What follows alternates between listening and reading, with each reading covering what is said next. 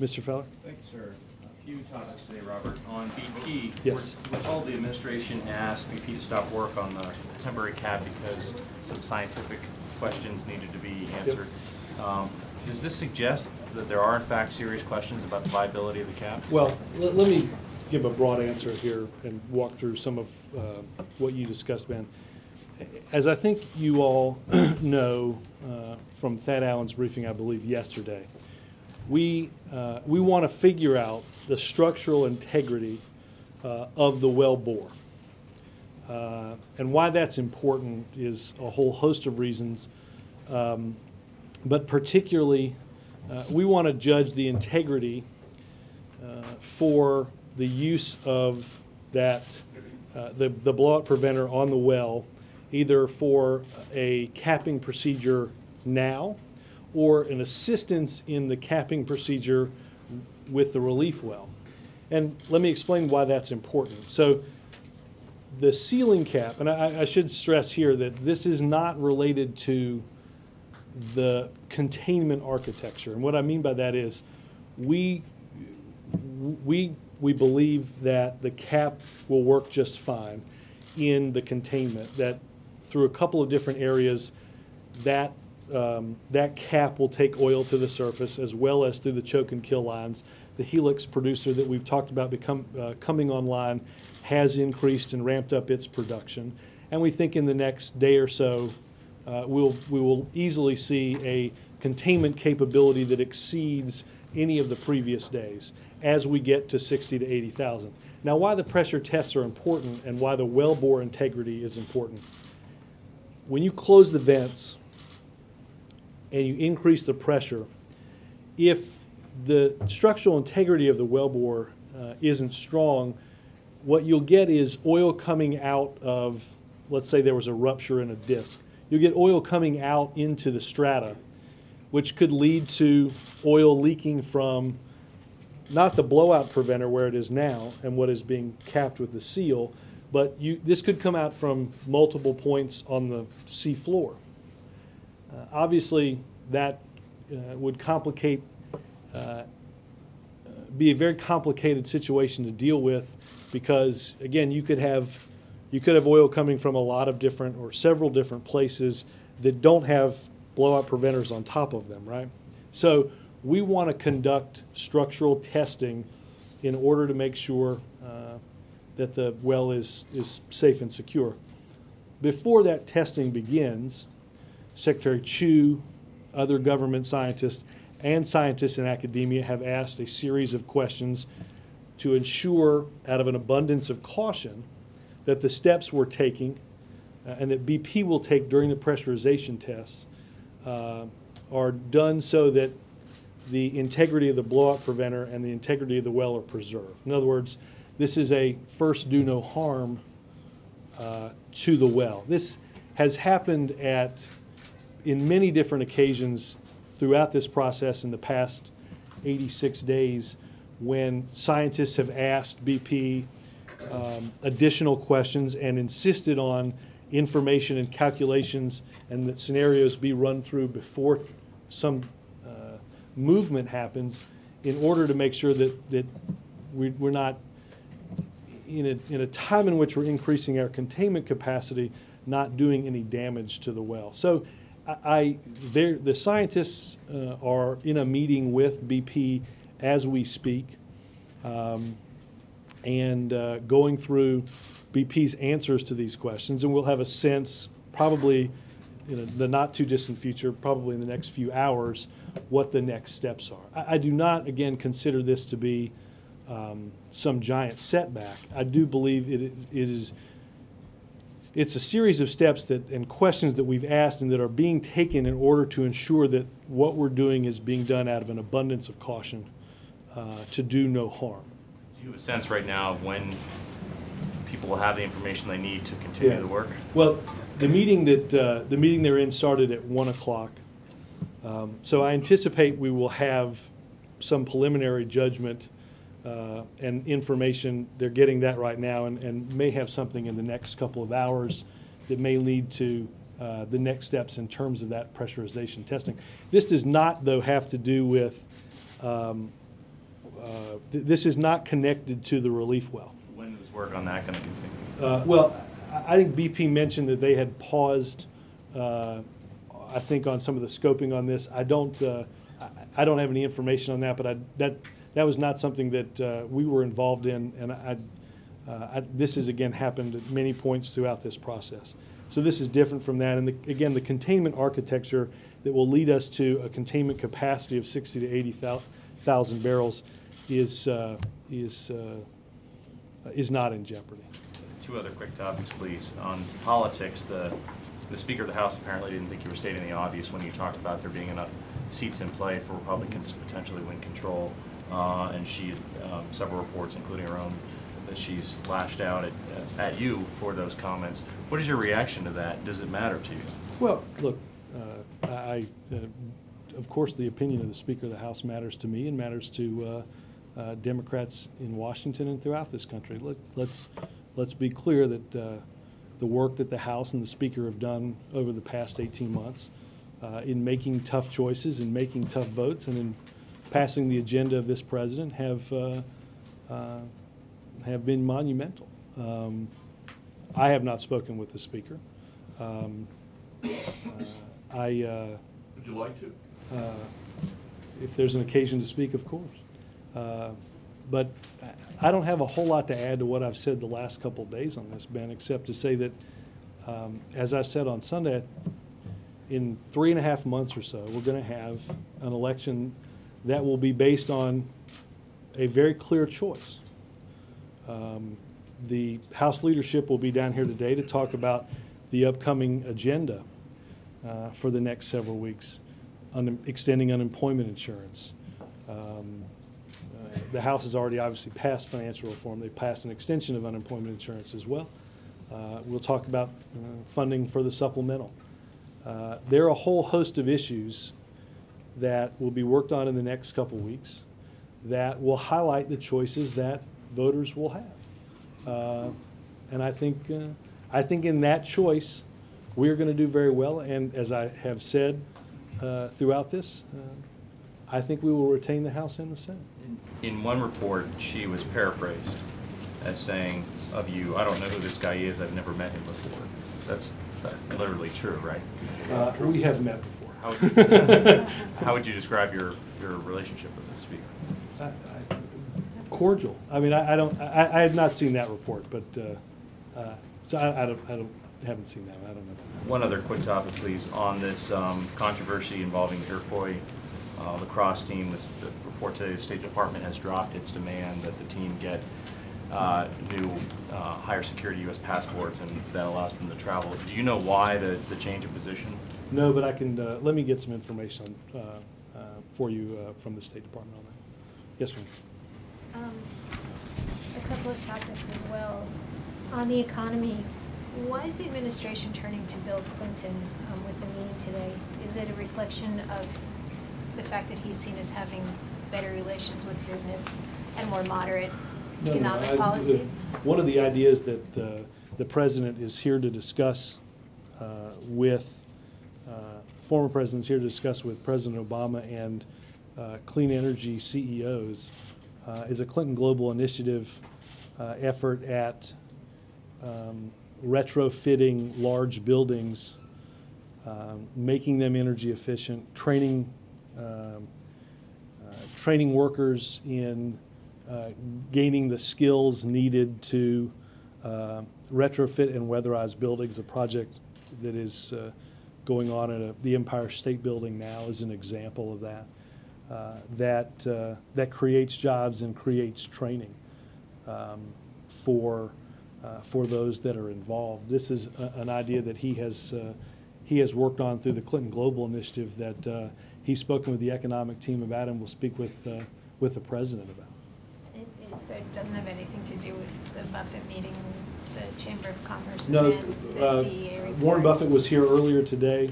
He and the president spoke about the economy in a fairly lengthy meeting. The efforts that we're taking to get the economy, continue to get the economy moving again. He wanted to come in and see the president, and you don't turn down the opportunity to talk to Warren Buffett.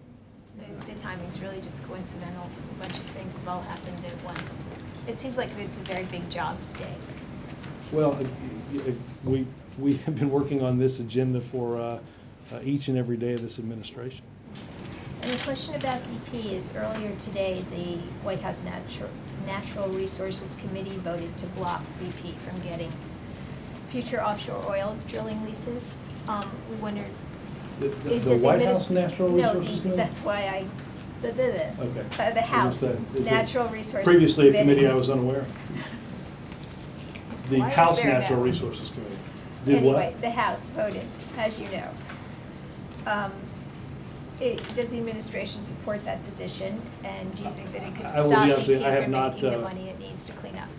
I have not seen what the committee did. I'll be happy to go back and see if there's reaction to that. Again, as we have said on numerous occasions, including the president, that we have, we worked out an agreement with BP to establish a $20 billion escrow fund to pay the claims that they're responsible for. We believe that that is something that they are very able to do and will be able to do in the future. So we do not have concerns. Again, I'll check on this. We don't have concerns about their overall economic health. Okay, and then one last thing. The Iranian scientist, a U.S. official came out and said that the U.S. got useful information from Shahram Amiri. Wouldn't saying something like that expose him to retaliation from the Iranians? It seems. I'm not going to add to the ledger on that. Yes. There have been complaints from independent marine researchers that NOAA is hoarding information as it relates to the Gulf, the spill in the Gulf, and that if Hoarding what types of? just data about how bad the spill is, the environmental damage, any other data that NOAA has. I'm happy to look at some of these because I've not. NOAA has been actively involved in subsea testing.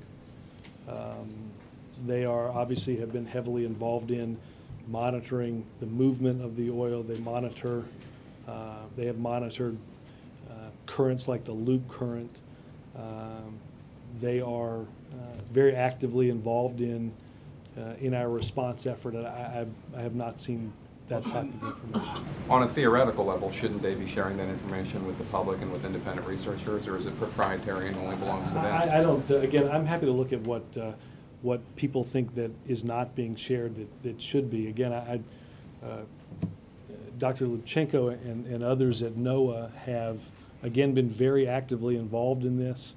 They're part of and have been an active part of things Right. like the flow rate group. I don't. Again, I'm previously unaware that there was concern by some that they weren't getting information.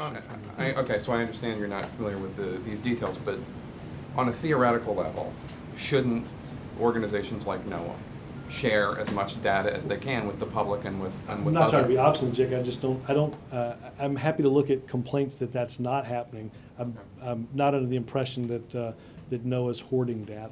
Do you have any response to the complaint from the Chamber of Commerce today? Here's just one excerpt. Tom Donahue said, "Taken collectively, the regulatory activity now underway is so overwhelming and beyond anything we've ever seen that we risk moving this country away from a government of the people to a government of regulators." You know, I think it is ironic to make a statement like that as companies report, as Intel did today, record sales. When corporate profits are up 65% from where they were 2 years ago. Look, the Chamber of Commerce has a different approach to certain issues, but we have different responsibilities. The President, we have not in any way instituted a regulatory structure that is in danger of doing anything like that. Again, many of the things that they talked about in their letter that they sent were how do you have tax cuts for economic growth? 25 different tax cuts were contained in the Recovery Act. The notion that they would like to see increased investment in infrastructure is something that the president has talked about for years. So I don't think that what they're saying in that letter squares very well with what's going on in the business world in this country right now. Is business investment based on the fragility of the economy? Is it governed by that? Of course. But I don't think that is, it's certainly not a surprising thing. Last question is, some Republicans in Congress are complaining about the Recovery Act signs. They're saying that that's a waste of millions of dollars and should be better spent. Does the White House have any? Better spent on recovery project? However you want to better spend it, I suppose. But they're saying it's wasteful. That Yeah, all this. I think. Look, I am glad that Republicans have noticed the the nearly 11,000 road projects that are underway this summer. We have encouraged states to let people know how their tax money is being spent. Some post signs, some don't. I believe that as a matter of spending, those signs account for about 3 cents out of every $100 that is spent on the recovery. Dan? Yeah, just to clarify, so it was Warren Buffett who initiated the meeting? He called the White House? He and the president have talked regularly. I think somebody brought up in a meeting within the past week that he wanted to come in, and the president said he'd love to have Warren in to talk about the economy. And he wanted to offer advice or guidance? They talked about a whole range of things.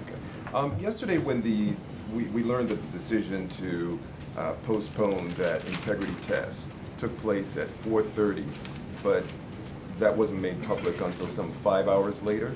Why the delay in that information getting out? I don't know what time the statement went out from the About 5 JIG. hours later. Yeah. I don't know why that statement went out 5 hours later. Again, the process that is gone through on many of these steps is, and Secretary Chu and Dr. McNutt and others have spent days and days and days in Houston, particularly around big events such as this one with the ceiling cap and the Helix producer coming online.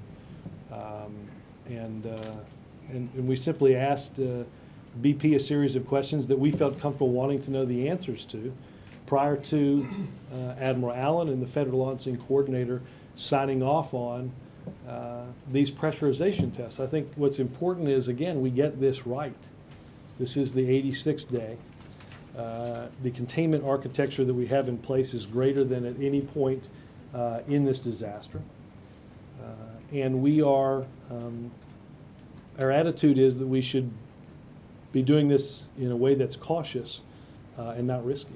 Now, getting that information out, that would have been Thad Allen who should have done that? I believe the statement came out from the Joint Information But in terms Center. of making a call as to when this information should have gotten out there, that would be up to Thad Allen? I don't, I'm sure it's somebody who works for Thad Allen. I don't know. Thad determined in the press release. In general, is the administration still pleased with the level of transparency and the way that the details of what's going on is being communicated publicly? Well, again, look, we don't, BP speaks for BP, right? We speak for, obviously, Admiral Allen, Secretary Chu, Carol Browner, and others direct BP to do what we think is scientific and necessary in order to make the right decisions and order the right things be done at that structure. That's what we're doing in this case, is to ensure that we're making these decisions based on science, and that we're doing so in a way that, as I said earlier, doesn't create greater risk around around the well.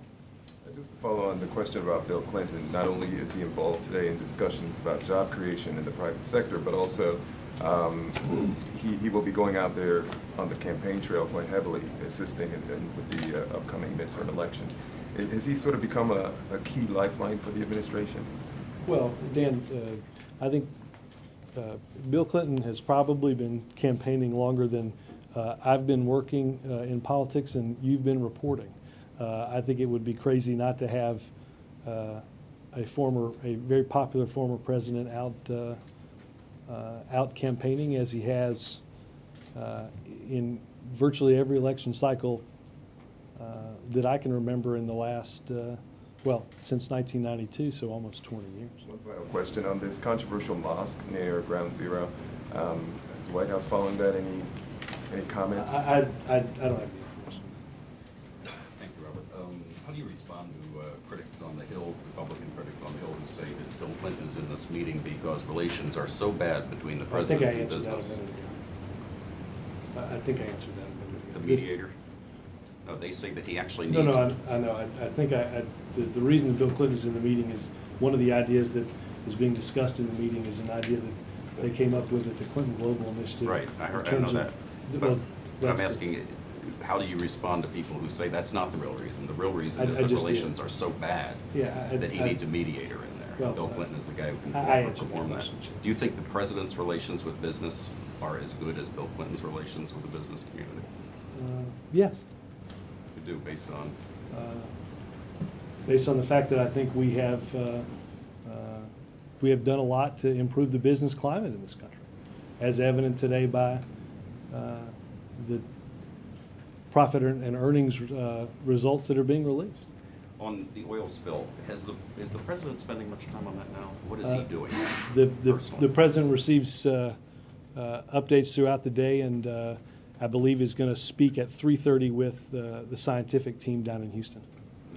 And finally, on your comments on this weekend on losing the House, have you had conversations with the president about that? Has he spoken to you? No. Has anybody else in the White House spoken to you with either pleased or displeased with what you said? No.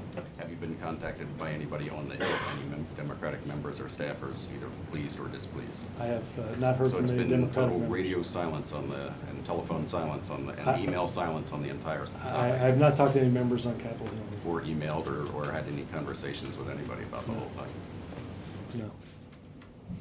Why do you think there's a disconnect with what we're hearing from the Chamber of Commerce about business and the relationship with business in this White House? What do you make of this I think it's disconnect? Because you sat there and you made the case about profits and tax cuts and this and that, but they're not hearing it. What do you make of it? Chip, I'm sorry, Chuck. I don't. I think if you looked at the last, I don't know, go back 10 elections, I think the Chamber of Commerce has tended to spend most of their money supporting Republican candidates. You don't believe they're speaking for business? And fairly speaking for business? I don't doubt that there are members of the Chamber of Commerce that share their views. Do I think that they monolithically speak for business? No. Well, one of the criticisms that you hear from Any more than CEOs, NFIB or but if you go BRT to, or- but I was just saying, Business Roundtable, where the president does seem to have a better relationship, sort of personal relationship with those folks. Their critique is uncertainty, that they're not sure how much healthcare is going to cost. They're still waiting to figure out what this energy bill is going to do. But Chuck, And so, what do you? let's go back Is that to- a fair critique from them? Well, let's go back to early April, right?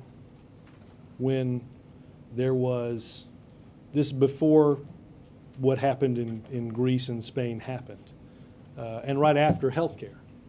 Well, you would acknowledge that the viewpoint before Greece and Spain happened was they were more excited about the coming economic recovery, right? That seems to be. Right. So that was after healthcare. So it's not as if healthcare happened between April and. Okay, but energy has and been another talking point in this uncertainty, in this issue of uncertainty, and it's Again, an explanation of why they're keeping money, why they're not spending their I capital. think again, I got a minor in economics, which means I took 5 classes.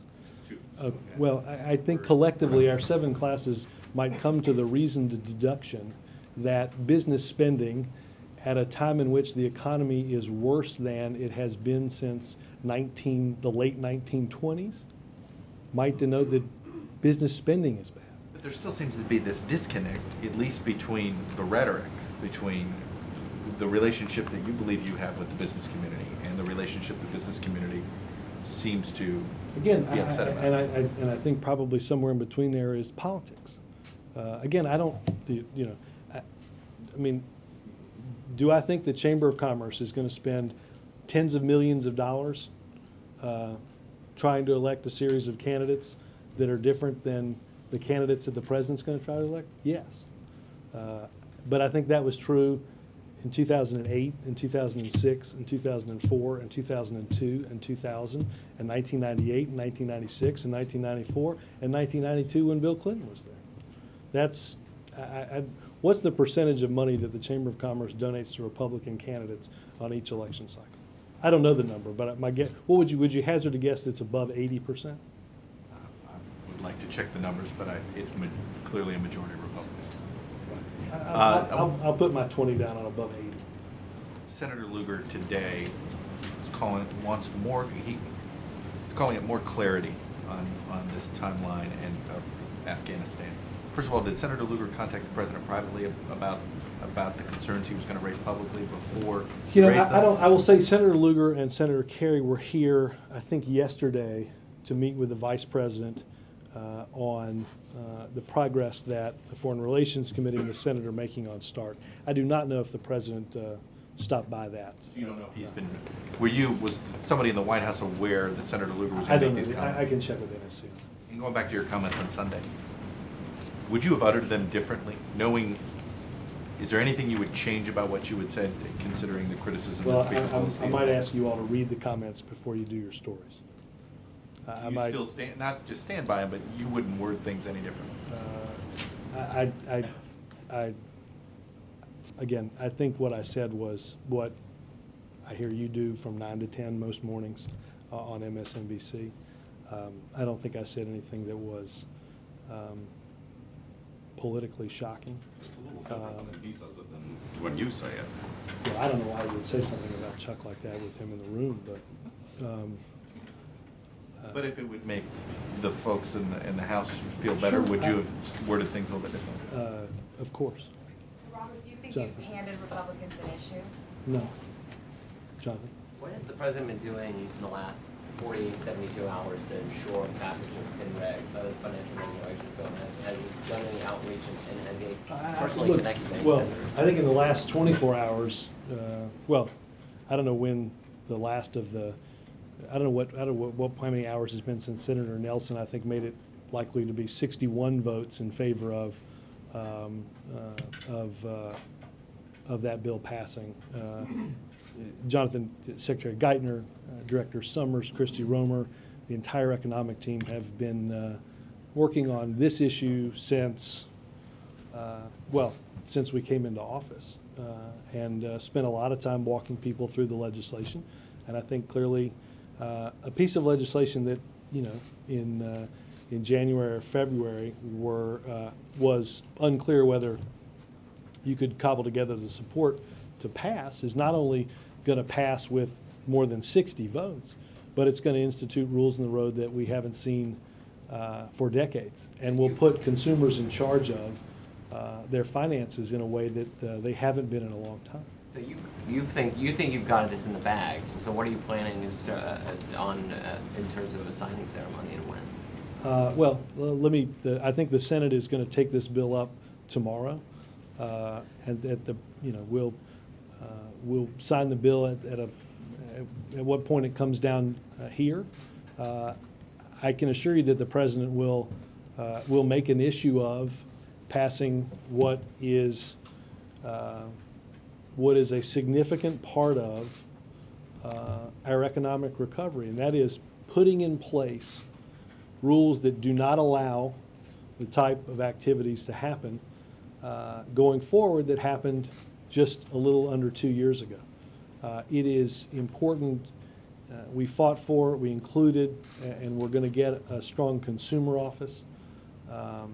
And I think there are a whole host of provisions that this administration and those that support the bill, Democrats and Republicans, can be proud of. And one more thing, does the president plan to attend Chelsea Clinton's wedding? Not that I'm aware of. Robert, can you preview the speech in Michigan tomorrow? Will it be another clean energy economy speech? Well, Mark, a lot of what I talked about yesterday, the president will talk about. Obviously, we're going to break ground on the 9th of 9 advanced battery manufacturers. These are 9 plants that didn't exist before the Recovery Act. Through the Recovery Act, public investment spurred greater private investment. This is the plant that will, when it's constructed, produce the batteries for Chevy's Volt that I believe Chevy has announced they'll produce basically 50,000 of these cars a year. Just yesterday afternoon, Ford announced that next year they will offer the Ford Focus in an electric car. And Ford will purchase its batteries from this plant. Instead of purchasing them from overseas, our battery capacity will go from 2% of the world's supply to 40% as a result of these facilities, and create manufacturing jobs in places like Michigan that desperately need help. And Mark, I think it is safe to say that the president will remind voters in Michigan and throughout the country that these are, and this is a good thing, Chuck, when you're talking about business. These are businesses that are expanding and being created as a result of the tough votes that were taken on the Recovery Act, right? So you'll have a roll call of who thought this was a good idea and who thought this was a bad idea. And to mix the politics questions that I've gotten before, this is the kind of debate that we'll have in November, whether you're for creating the clean energy jobs of the future or not. Why shouldn't projects like this be funded all by the private sector? Why should government funds get involved? Well, again, government funds help spur private investment, right? As happens in a number of projects, Mark. But the question is, are we going to attract these industries to this country, or are we going to import these batteries? Are we going to build wind turbines here, or are we going to import them from overseas? Are we going to build solar panels here, or are we going to get them from China? Are we going to create those jobs here in America in places like Holland, Michigan, and others, or are we going to create them overseas? And I think what you hear the president discuss tomorrow is these are batteries that are made in America, built by Americans, that create jobs right here. Roger. Yeah, thank you. Back to Warren Buffett. You said the meeting was lengthy. About how long did it last? I will get the exact timing of the An meeting. hour or 30 minutes? I don't have it off the top Okay, of my head. and what did the president want to know from Mr. Buffett? Well, look, Can you said they talked about a Yeah, wide look, range of things. Can you name some? everything under the economic sky. Interest rates? I don't know if they talk specifically about interest rates. Budget deficits? Again, I think they talked about, I was not in the meeting with Mr. Buffett, but how to continue to create jobs in this country, how to keep our economy moving forward. I am sure they talked about budgets, regulation, taxes, all of those topics. Larry Summers in the room? I don't know if Larry was in there or not, if it was just a one-on-one. Do you know, or what was it? Just I think the picture that we released was just with the president. Okay, and one other question. There's the president and vice president had a lunch with senators today. What was on the agenda? How many? We have, I believe it was 5 senators. I'm doing this off the top of my head, so let's see how good I am. I believe they were all from the 06 class. Klobuchar, Whitehouse, Brown. Oh, yes, Senator Casey and Senator McCaskill. The president has had senators over here, met with committee chairs fairly regularly when taking office, and this is just a continuation of that. There wasn't any particular agenda? No. Major. Robert, do you believe the Chamber is willfully distorting either the administration's record or its desires in its dealings with the business community? I can't speak to their motives, Major. I don't think what they're saying is accurate. And do you attribute that because of politics, the political season we're in? Again, I think they come at this from a different political perspective, yes. Okay. I want to give you a chance to talk from the podium about a couple of things. The administration's removal of references to Islamic radicalism and the President's comments last night on South African television about al-Shabaab and the attack in Uganda. First of all, the reason the administration thinks it's a good idea to clarify its language about those whom we're encountering in the terrorist community and removing references to Islamic radicalism. I'm happy to look at some of what you're talking about, but You're not familiar with what I'm talking about? not generally, no. I'm familiar with the President's interview last night. You want to talk about that? Again, I'm happy to look at. What he was trying to. Yeah, I mean, I think, look, the President, the President discussed what had tragically happened in Uganda, but understanding that, and we've seen this on a number of occasions, that Al-Qaeda is preying on Africans, just as the continent and the country of South Africa demonstrated for the world what it had done in the World Cup. Terrorists that seek to not build but destroy killed innocent men, women, and children, killed an American. And it's an important message to have in the continent of Africa that Al-Qaeda and its affiliates do not value the lives of those in Africa, nor do they value the lives of those they seek to the innocents that they seek to kill. Does the President agree with other officials who identified that as a racist? I think they are. I think they have taken steps to prey on Africans, and they do not value the continent or its people. And for the third time, do you have an evaluation of the administration or justice's point of view on sanctuary cities and whether or not? I think that we gave that, I think, yesterday, and I'd be happy to get that too. Describe it here. I don't have it with me, but I'm happy to get what we gave to there. On Afghanistan. Let me get around. Yeah. How many jobs do you estimate are going to be created at the plant he's visiting tomorrow? I don't know how many. Let me get the number, because I'm sure there's both a construction job. There's also a number of jobs that we expect to be of those that will manufacture the batteries. Obviously, the announcement yesterday by Ford increases the likely production capabilities in Holland.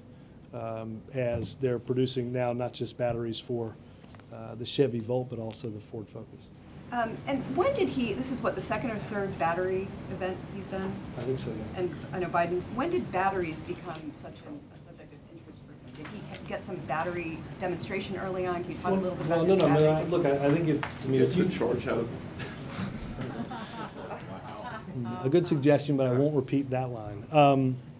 Look, if we're going to manufacture the cars that people are going to drive, if we're going to make progress on energy and pollution, it's going to be through cars like the Volt or the Focus that don't run on oil or gas, but instead run on a charge of electricity. They get 100 miles per charge. These are the type of cars that we're going to drive and that we're going to manufacture. And the question is, are we going to manufacture them here, or are we going to manufacture them somewhere else?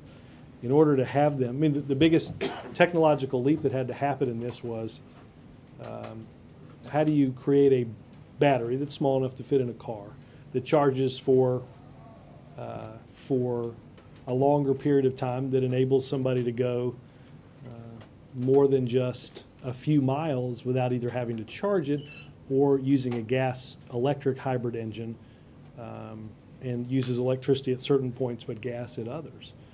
These are the types of jobs that, these are the new jobs of the future that we're either going to manufacture the technology and create those jobs here, we're going to import that technology. Right, that's the policy, but is it fair to say that he's taken a personal interest in this one? I mean, it's a large number of events for him to do about one piece of technology. Well, again, I think this also is, it demonstrates the, investments that were because of and will pay dividends because of the Recovery Act. This is not a plant that is being built without those investments, and those investments are important.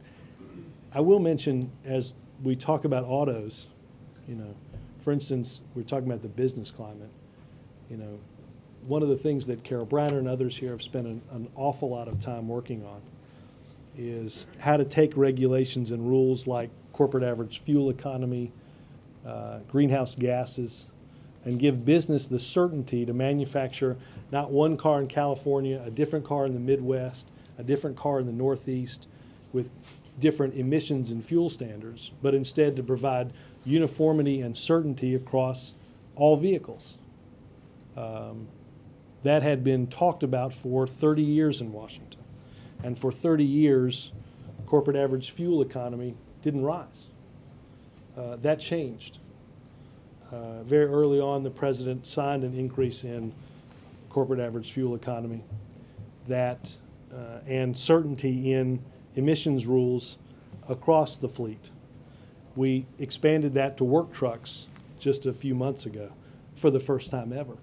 So I think that would be certainly one good example of certainty, regulation, investment, and progress that this administration worked very closely with auto manufacturers on. Peter? Follow up on Yeah. that. Since you're talking about Warren Buffett today and also electric cars, Warren Buffett has actually chosen not to invest in these American electric car makers, but he is the biggest shareholder in the Chinese electric car company, BYD. Why is it that he has so much more confidence in the Chinese manufacturer of electric cars and not these companies that you're talking about? Can you speculate? I don't want to be Warren Buffett's spokesperson, though I bet that's a good gig. But no, I don't. But I will say this: the plants that manufacture the batteries for these types of cars did not exist only a few years ago. Okay, so I don't know. I don't know what Warren. I don't know what. Enough to invest. Why? Again, I don't know what Warren Buffett's investment strategy. Trust me, if I knew that, I would, shall we say, be in a better place. But I will say this: this I think goes somewhat perfectly to the question that I posed earlier, and that is, are we going to build? Where are we going to build these? Right? Are we going to build these in China? Are we going to build these overseas? Are we going to build these? Et cetera. Are we going to build solar panels in China? Are we going to build wind turbines in Europe? Are we going to do them here? The president and many in Congress decided that we're going to do them here. We're going to build these plants, construct these plants in America. We're going to build these products in America, and we're going to employ Americans. And I think that's a strong economic record. Mark? Yeah, Robert, this weekend's trip to Bar Harbor by the First Family, why'd they choose that area? What do they plan to do up there? I think the First Family enjoyed immensely the trip out west last year, where going to a couple of different national parks. I remember going on the trip, and you're obviously struck by the beauty of our national park system. This builds off of that in Maine, and we'll have a longer itinerary shortly. A rough idea of what kinds of things they're hoping Well, to do up there, where they're staying? I think you'll see hiking. I think you'll see them spend a lot of time outside. Did anybody, maybe Senator Collins or Snow, encourage them to go there? I would hope that that was probably the case. I know he talked to both of them to let them know he would be coming. All right. Yesterday, the Senate confirmed President Obama's 23rd judge, and by this point in the Bush administration, there had been 72 confirmed. Right. Do you think this White House cares less about it than Bush did?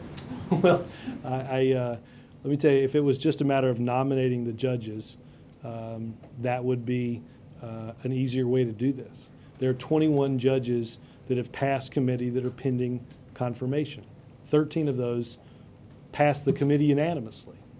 Do I think that the Senate is processing those nominations as quickly as they were? No. Are they clearing those nominations cleared through the committee as quickly as they should? No. We have, I think, I'll go back and check the numbers of nominees that each president has sent up. But I think if you look at, this goes back to the nominations discussions that we've had in this room over the course of the past week. There are those in the Senate that have decided on the Republican side that they're just not going to process these nominees as fast as they did 7 or 8 years ago. If the White House were putting less pressure, though, on things like financial regulation, unemployment extension, et cetera, do you think there would be more room to push All right, judges? I don't think if somebody passes the Judiciary Committee unanimously, right? It's safe to assume that those that are have been selected by each party to examine judicial nominees as part of the Judiciary Committee most closely. If 13 of those don't have objections to by any sitting member of that Judiciary Committee, but haven't been acted on, I don't think this is because we're doing financial reform. I don't think this is because we're doing the Recovery Act. I think there's a strategy by those not to process those judges. And they certainly should, because obviously they're important appointments, and that's what they're there to do. Kristen. Robert, how concerned is the president about the statements by the Turkish foreign minister about potentially cutting off relations with Israel over the flotilla raid? Well, look, I won't get much farther than some of the readouts that we've done. Obviously, I will say that President Obama has talked to the Turkish government a lot over the past many weeks, most recently at the G20, in order to continue to make progress, not only on our relationship, but on their relationship throughout the world. Is there something other than an apology from Israel that would ease relations between the two countries? Right. That's a good question you should pose to the Israeli government. I don't want to speak for either the Turkish or the Israeli government. Could you tell me if the U.S. government will in some way get involved in talks between the two? Let me check on that. Margaret? Thank you.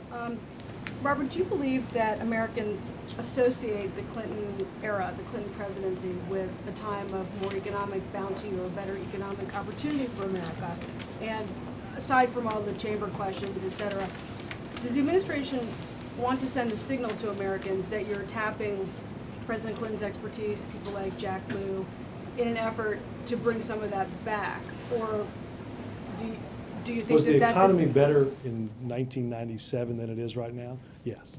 Or in 1998 or in 1999? Yes. But I don't have my little chart today.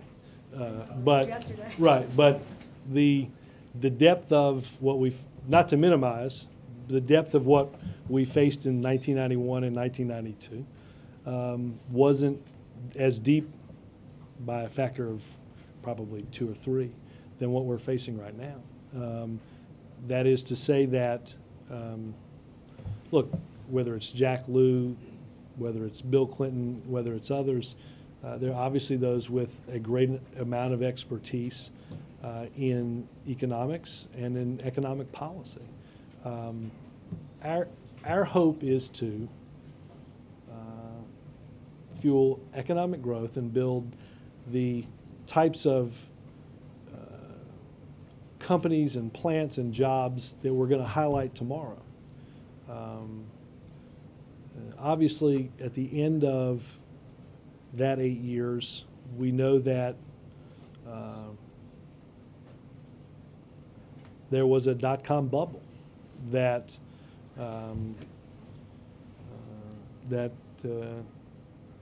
hurt our economy. What you've heard the president talk an awful lot about is creating a foundation for economic growth that does not depend on bubble and bust economies.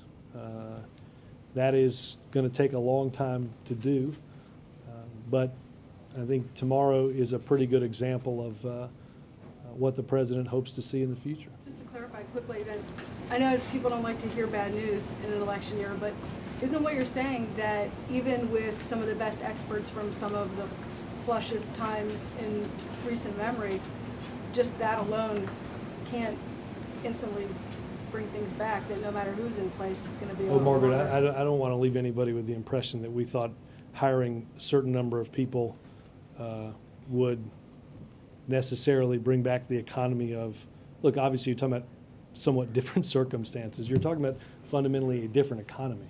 This was not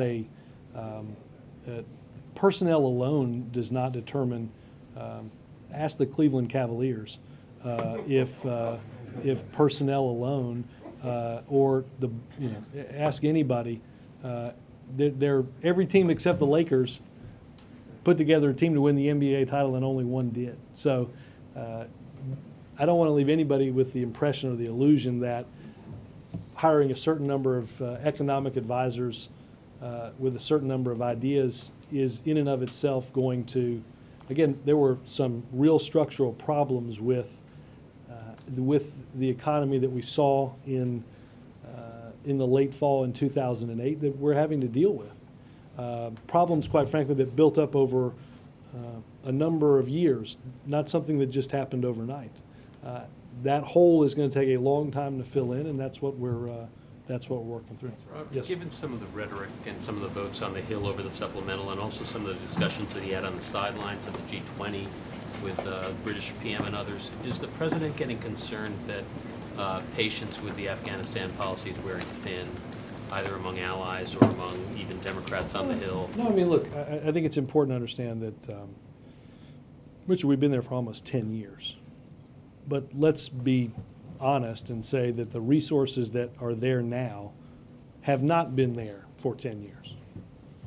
Okay? This was not the central front in the war on terror. This was forgotten. Even as commanders over there asked for more. The president came in and approved 17,000 additional troops for election security. As a part of the review last fall, dedicated an additional number of troops that are on pace to get into the country by the end of the summer. Just as I might add, we are getting our combat troops out of Iraq. But the president believed that dedicating these new resources, a plan developed with the Pentagon and others in the Situation Room over the course of last fall and last winter, was the right strategy to pursue. In December, there will be a White House-led review on where we are. We'll evaluate. At that point, we will have had a significant increase in those resources in the country, and we'll have a chance to evaluate it. But I have said, and others have said throughout this process, we are not going to be in Afghanistan forever. We can't. But I think the president believes, and those in the Situation Room believe, that this was the right strategy, finally married up with the right number of resources and the dedication of our brave men and women, and we're giving that a chance to work. And really the question is given all of that, is he concerned that allies on the Hill, allies overseas don't see things the same way, don't have the same degree of patience? Well, look, again, I think it is understandable that people are frustrated. We are in Afghanistan longer than we have ever been in any other place in a time of war. That creates frustration, and that's understandable. That's why the president decided that instead of perpetuating our frustration, we should dedicate the resources necessary. We have increased our contribution from NATO countries, and that has been important in our efforts. Again, we will evaluate where we are in December and make that evaluation. Bill? Robert, at today's meeting on retrofitting buildings with President Clinton and the business leaders, were there any labor union presidents there? I don't believe there were. Let me get the list of. It's in my stack here somewhere. Did I bring it out? The CEOs of Honeywell Bank of America, co-founder of Centerbridge Partners, CEO of Hannon Armstrong, and the executive vice president of Amerisco, as well as Bill Clinton. Well, at least the sheet metal workers union, the laborers union, among other unions, are involved in the workers who are doing these jobs. Wouldn't it make sense to have them present Well, if we're look, talking about? the President has, and the economic team have a number of discussions, and I know they've spoken with, as we have developed Homestar, our program that's gone through the committee process to increase our retrofitting for homes, and obviously there's a dedication to retrofitting in the Recovery Act that has included the advice of many. I watch the schedule every day. I see often meetings with the president having lunch with business leaders. You may not know now, but could you tell us the last time the president has sat down with a group of labor leaders, either in the Oval Office or over lunch? Labor leaders? We had, I think he saw Andy Stern, I get the date, and certainly either in January or February, I forget when. I think they were, I think every major union was represented inside the Roosevelt Room. Yes, sir. Robert, last week a federal court in Boston determined that part of the Defense of Marriage Act is unconstitutional. Considering the president has several times called the law discriminatory, is the president supportive of that? Let me, I'll point you to the Department of Justice on that. Thanks, guys.